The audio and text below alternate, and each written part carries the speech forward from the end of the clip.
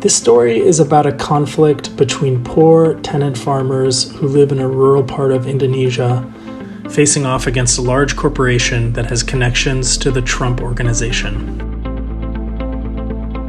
It's a story of people who have not been heard very often, who don't have a lot of resources at their disposal, trying to preserve their way of life as a $500 million resort development rises around them, including a golf course, hotel, movie studio, theme park, music festival venue, and so far, they haven't fared very well.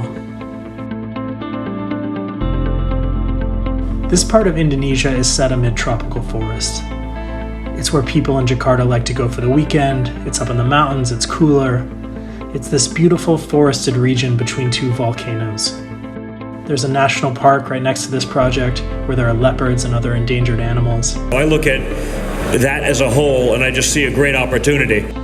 The Trump portion of this project is a hotel, a golf course, and hundreds of luxury villas that will be branded with the Trump name.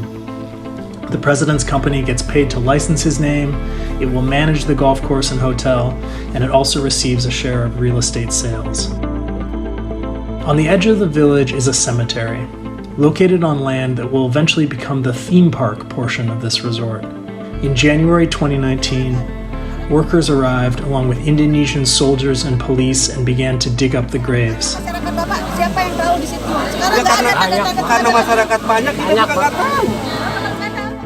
At least one resident had given permission, others had not. The cemetery is important to these villagers. It is a Muslim community. There are traditions that they hold dear about how their dead are to be treated and buried.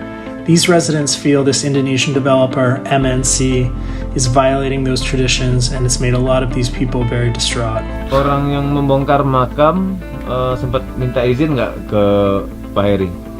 Ada izin nggak? Ada orang datang nanya pengen bongkar makam?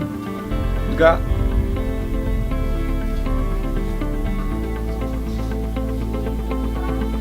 The Trump Organization's response to this issue is that this dispute has nothing to do with them.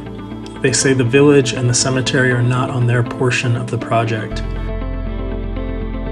What we know is that the Trump Organization has been important to the marketing of the entire Lido project. MNC in its presentations and brochures prominently feature the Trump Organization's participation in this first phase of the resort. MNC said that it owns the cemetery land and that it had permission from some residents to relocate graves to a different area. The company said that some people's refusal was a way to pressure MNC to buy their land at higher prices. The Trump name is on resort billboards that residents drive past. The villagers recognize that name and associate him with this project, and Trump is central to how people who are building this resort are trying to sell it to the public.